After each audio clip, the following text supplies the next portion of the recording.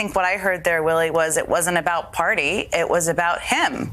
So them and they could be everyone. I mean, he also had some language in his speech where he kind of said, we're not going to go back to the party of, and he named a number of prominent Republicans from the past. I also thought one of the most interesting things he said this weekend, not surprising again, was when he was asked in a gaggle about what he would do if he were indicted. And what he said was, oh, absolutely, whether he would leave. Oh, absolutely, I wouldn't think about leaving. Meaning this isn't even about winning the Republican primary. This is about him leading his movement and his intention, as we've all been speculating, to stay in the race no matter what happens. This is Jen Psaki taking on Donald Trump in the aftermath of yet another dystopian speech from the former president, this time in front of a pretty sparse audience at CPAC. When we started this journey, a journey like there has never been before, there's never been anything like this.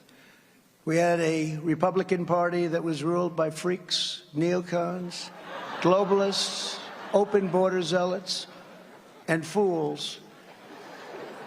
But we are never going back to the party of Paul Ryan, Karl Rove, and Jeb Bush. And if you put me back in the White House, their reign is over. Their reign will be over. And they know it. And America will be a free nation once again. We're not a free nation right now. We don't have free press. We don't have free anything. In 2016, I declared, I am your voice. Today I add, I am your warrior. I am your justice. And for those who have been wronged and betrayed, I am your retribution. I am your retribution. Not going to let this happen. My God, it's like a Stephen Miller fever dream. Trump's speeches are like what someone who's never even won so much as an arm wrestling match would think a tough guy would say. Now, Jen brought up a point worth expanding on, that if indicted, Trump wouldn't bow out of the race. And of course he wouldn't bow out, because part of the reason that he announced in the first place was expressly to shield himself from a potential indictment. He knows that if he can make himself a candidate for office, then he'll be able to malign any investigation as a partisan witch hunt to hurt my chances of winning. Of course, he ignores the fact that these investigations are already ongoing and decides that so long as you just declare yourself a candidate, you should have carte blanche to do whatever you want with zero accountability. Pretty rich coming from the guy whose entire 2016 campaign was predicated on the purported criminal activity of Hillary Clinton. And so the concept of dropping out if indicted would be completely antithetical to his whole reason for announcing. He views his candidacy as a shield against any litigation. Now, I should note here that it's not, and if he's indicted, Donald Trump will have as much luck using his candidacy to deter any punishment as I would have of dunking on LeBron James, which is to say, it's not happening. Although it's not surprising that Trump would need to find a desperate solution like this one.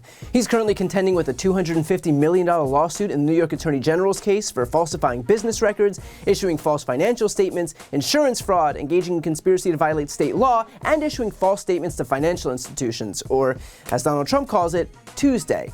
He's in legal jeopardy in Fulton County, Georgia, for having pressured the Georgia Secretary of State, Brad Raffensperger, to find 11,780 votes, exactly one more vote than he lost by, because, as we all know, when Donald Trump commits crimes, he values discretion. He's under investigation by the Department of Justice for stealing classified documents from the White House, for which a search warrant was executed.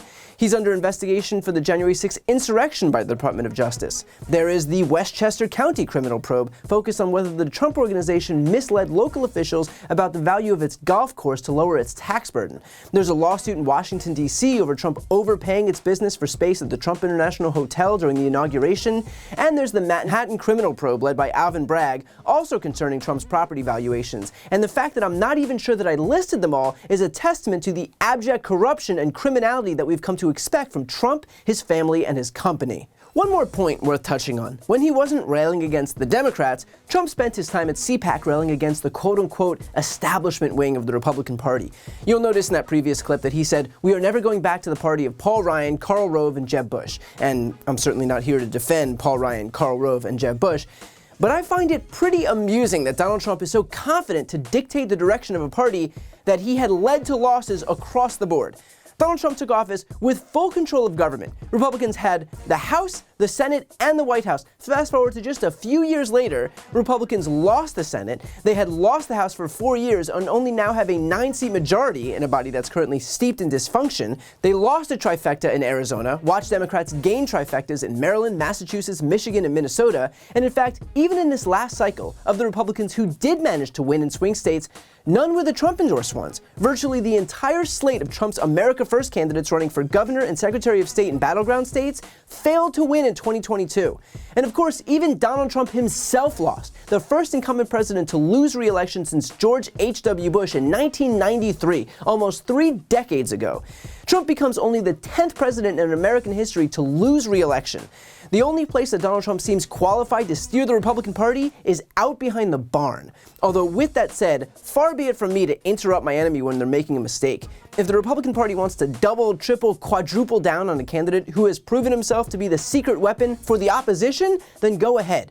Donald Trump is where winning elections goes to die. So if that's their strategy, be my guest. In a way, this is all a testament to this fatal flaw in the Republican strategy of election denialism. Because normally, when a candidate loses, it serves some purpose of allowing that party to figure out what went wrong and then retool so that they could ostensibly come back next time and try to win.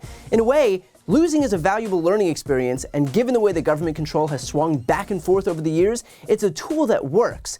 But by just playing make-believe and pretending that they actually won an election that they very clearly lost, Republicans have taken no opportunity to retool and instead just broadcast their abject foolishness to the very people whose votes they rely on to win. And so when they continue to lose elections that history says they should be winning, like the 2022 midterms with a Democratic president whose approval rating was underwater and high inflation, that goes to show you that by so obviously trafficking in deception, they're actually garnering the opposite result from the one that they're trying to get, and guaranteeing losses instead of wins. This is the exact point that I discussed with former Republican strategist Tim Miller during a recent interview. My view, I'm more aligned to your view, which is I think that that the Republican Party isn't going to actually reform itself until it feels like it's not viable. Look at what happened to the Democratic Party in the 90s with Clinton, right? Like, why did the Democrats move to the middle in the 90s? Well, because they just got their ass beat 3 straight times, in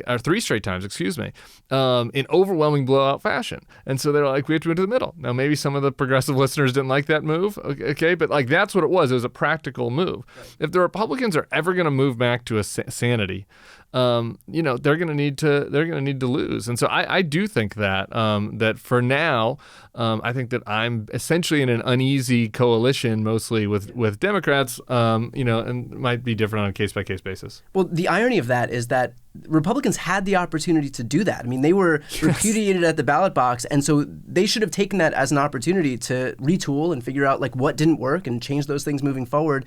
But by virtue of kind of like burying their heads in the sand and doing this political theater where they pretended that they didn't lose an election that they very clearly lost, it kind of took that opportunity away from them to retool and present themselves better to their own voters so that they could win the next time. And then the next time they lost again. And so they kind of, they did it to themselves, right? So look, Trump will continue to make his weird demagogue speeches and continue to pretend that he won an election that he lost. But the truth is that none of this is coming from a position of strength. It is coming from a place of fear. Fear of being indicted, fear of losing his perch atop the GOP, and fear of being viewed as the loser that he is. So he can traffic in delusion, but the truth is staring all of us right in the face.